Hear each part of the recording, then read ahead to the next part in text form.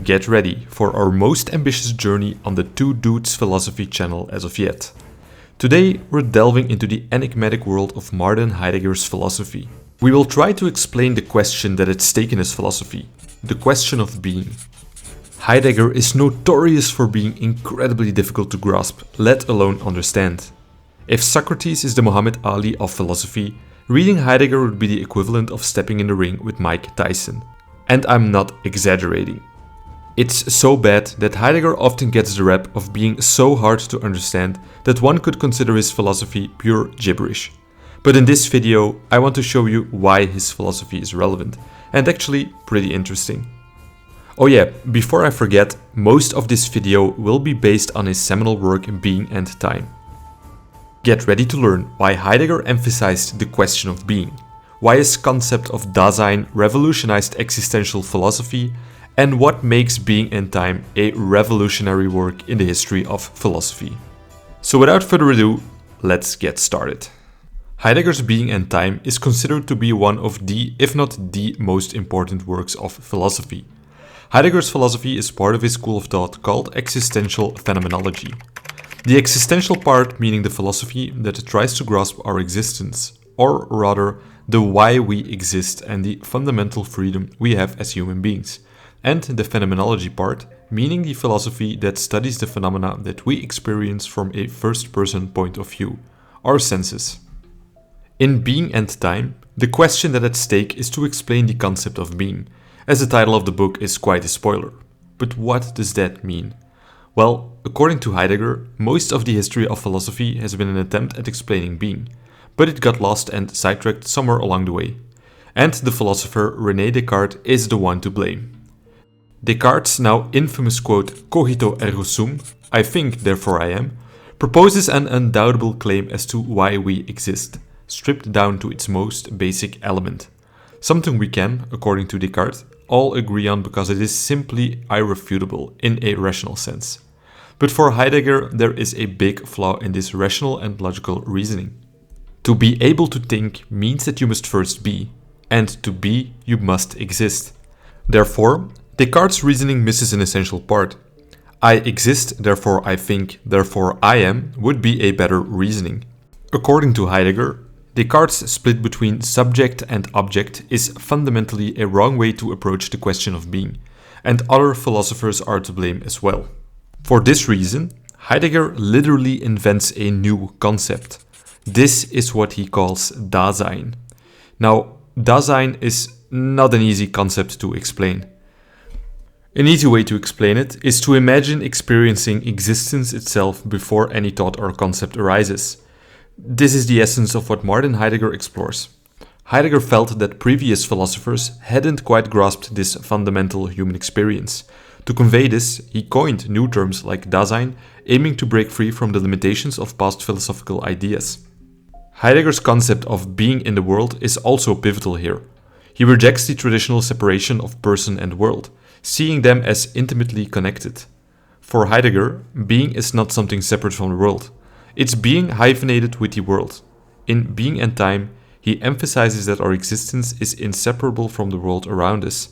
They are intertwined and essential to each other. Heidegger challenges the Enlightenment notion of the autonomous individual navigating an external reality. He saw this as flawed, missing a crucial aspect of human existence. He writes to address these flaws, pointing out the shortcomings of Enlightenment-era philosophy and its analytical tools. Heidegger saw the ontology of the Enlightenment era as deeply flawed from the outset. Ontology, which is the philosophical study of the nature of being, typically deals with questions about what exists and what can exist. However, Heidegger believed that while people had long been concerned with what existed, they hadn't fundamentally grappled with what existence itself was. This forms the backdrop and rationale for Martin Heidegger's philosophy. One might cynically ask, why bother with the question of existence in the early 1900s? After all, at this point in history, humanity had experienced the scientific revolution, developed robust political systems, and advanced material life. But for Heidegger, the answer lies in the fact that being underpins everything. Being is the foundation upon which every aspect of our lives rests, preceding every concept in every field of study, from mathematics to science and beyond. And when it comes to being, there are various realms to explore. We understand entities as things, people, animals, and concepts, but fundamentally, we must understand what it means to be human. Heidegger observed a distinct human phenomenon in how we interact with knowledge. When we discover a concept or truth, the connections to other truths often become blurred. For instance, when reading a text, the surrounding text blurs into the background. This blurring manifests physically in our lives as well. Take the example of hammering a nail into a board, which is an infamous example used by Heidegger. The hammer almost disappears from our consciousness as we focus on the task. Heidegger terms this phenomenon ready to hand.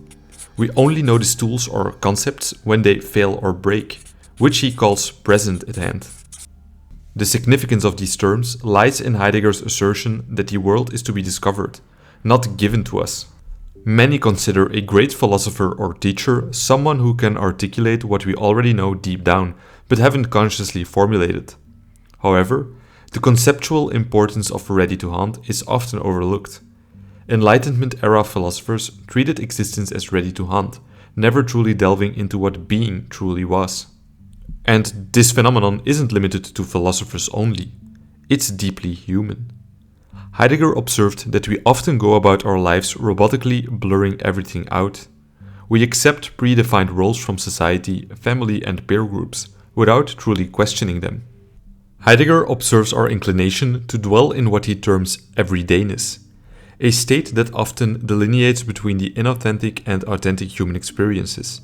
The former entails a sense of self and life's trajectory primarily shaped by external influences, societal norms, traditions, and expectations, resulting in what Heidegger labels vervallen, or fallenness. In contrast, authenticity beckons us to transcend this mundane existence. According to Heidegger, this transcendence is possible through Befindlichkeit, roughly translated as our mode of being, or how we find ourselves situated in the world. From the moment of birth, an event thrust upon us without consent, we are thrown into existence. Here, Heidegger's existentialism intersects with the philosophies of Jean-Paul Sartre and Søren Kierkegaard. Heidegger dubs this mode of understanding Verstehen, or understanding, which points towards the infinite array of possibilities inherent in our finite lifespan.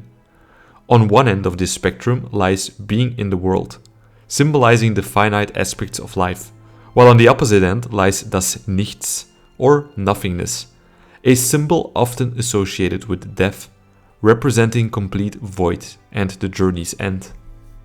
And this is where Heidegger's conception of time comes into his philosophy. Heidegger looks at time through the lens of human finiteness.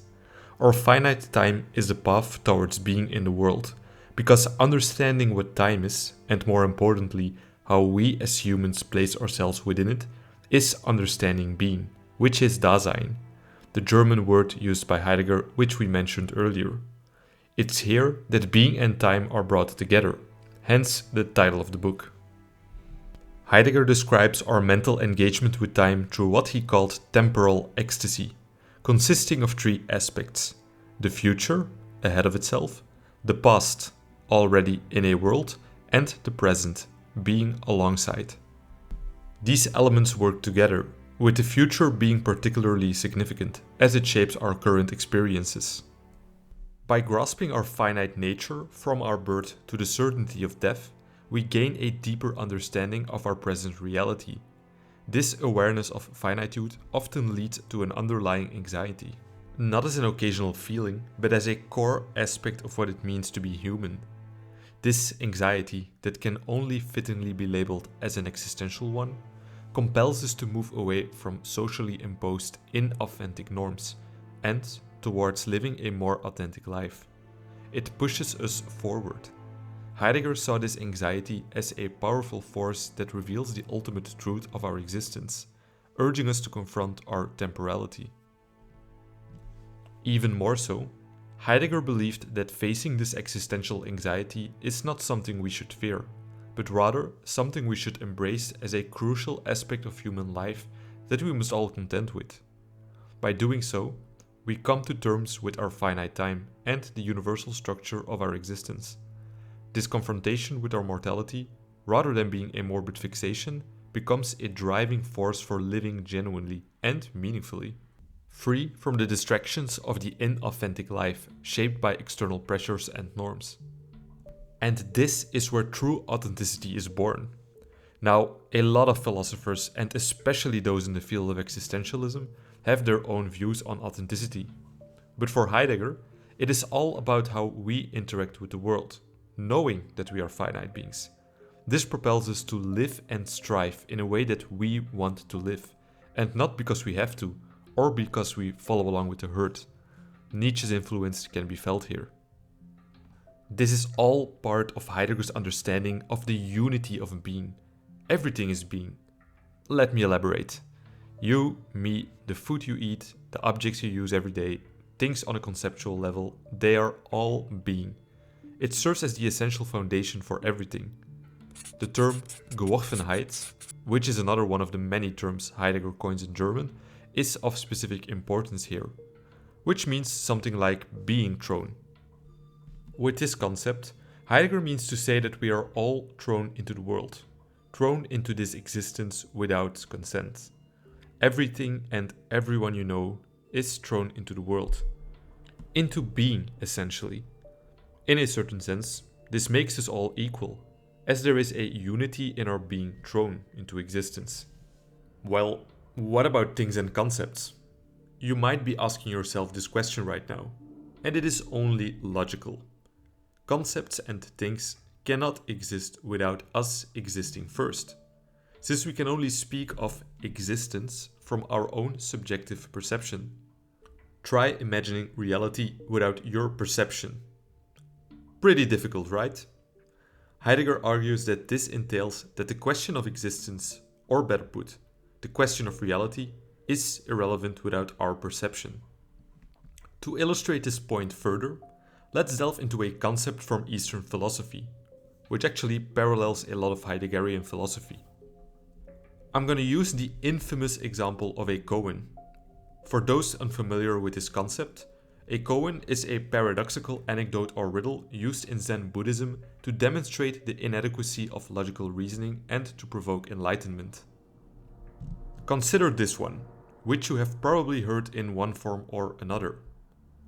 What is the sound of one hand clapping? This koan challenges our conventional understanding of reality and perception. By asking us to contemplate the sound of one hand clapping, it points to the limitation of our usual way of thinking. It suggests that without the usual framework of two hands, the concept of clapping and the sound it produces becomes elusive and perhaps even meaningless or impossible. Just as the koan implies that the sound of one hand clapping cannot be comprehended in the conventional sense, Heidegger states that reality itself is contingent upon our own perception. Without a perceiver, can we truly say that anything exists in a meaningful way? But that is not where Heidegger stops.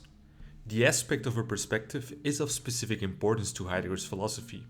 You see, your perspective on the world is probably different than that of someone else. We are all thrown into being in a different time and place. The country you were born in, your age, your gender, these are just but a few examples of things that will define your perspective. The time specifically, along with the context in which you perceive something, fundamentally alter its essence and entirety. Thus, for Heidegger, engaging with things beyond our immediate experience and understanding is not particularly sound philosophy. This illustrates yet another way in which time influences our being. Heidegger ultimately encourages us to embrace our humanity, urging us to become more open and authentic human beings. By understanding our deep intrinsic connection with everything around us, we begin to see the importance of being aware of the endless ideas and perspectives that might come our way during our finite existence from birth to death. This implies that we must periodically challenge our own dogmas and biases. By doing so, we acknowledge our unity with the world and the boundless variety of perceptions available to us, without getting lost in the vastness of choices we have. This practice brings us closer to true human authenticity, allowing us to live more genuinely and meaningfully. And I always understood Heidegger's philosophy in that way, teaching us to fundamentally understand what it means to be human, and to perceive what our existence means. Heidegger highlights the uniqueness of being a human, and the importance of not taking this unique way we can look at life for granted. It's no surprise that in existential psychotherapy, for example, practitioners like Irvin Yalom actively incorporate Heidegger's philosophy into their work. And in this way, I hope to have showed you that Heidegger's philosophy isn't just academic babble. It has real-world applications that can profoundly impact our lives. His emphasis on being present, recognizing our interconnectedness, and embracing our unique perspectives are just a few examples. Of course, there is much more to Heidegger's philosophy than what I covered in this video, and you must forgive me for skipping over many details. Let me remind you of the Mike Tyson analogy from the beginning of the video, in case you had forgotten. However, I still recommend giving being and time a chance, as a short video like this cannot replace the phenomenological experience of reading his work yourself. In the video description, you can find a link to the book and also links to secondary literature on Heidegger that I recommend for easing into his philosophy. This definitely won't be the last video we make on Heidegger on this channel, so if you like this video, please let us know in the comments.